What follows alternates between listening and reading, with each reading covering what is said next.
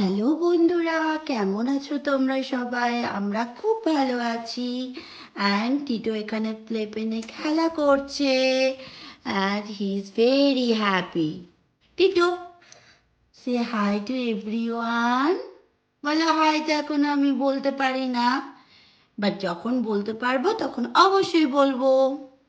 তো চলো আজকে তোমাদের দেখাবো টিটোর একটা ইভিনিং স্ন্যাক্স রেসিপি।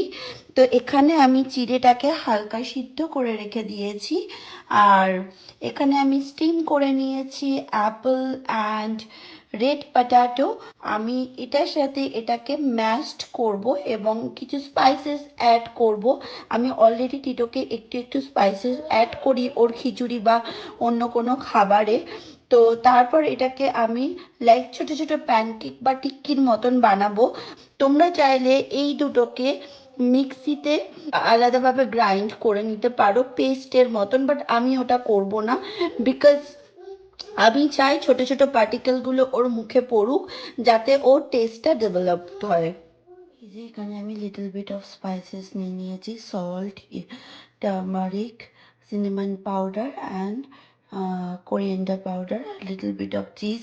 আমার কাছে মোজারেলা চিজ নেই, তাই এই চিজটাই দেবো। আমি একটুখানি গরম করে নেবো, যার জন্য মেল্টেড হয়ে যাবে এটা। বাটার ব্রাশ করে নেব, লিটল বিট অফ আটা দেব বিকজ অফ বাইন্ডিং এর জন্য।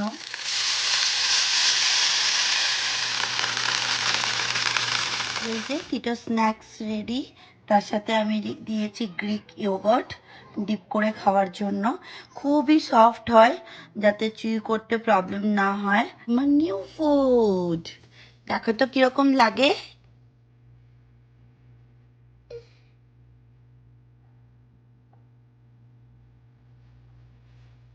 মামা ভালো?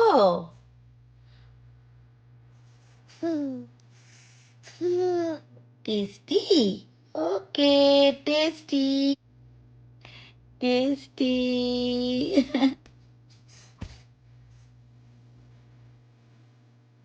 ইয়েস, কি ভালো খেতে হয়েছে মাম্মা।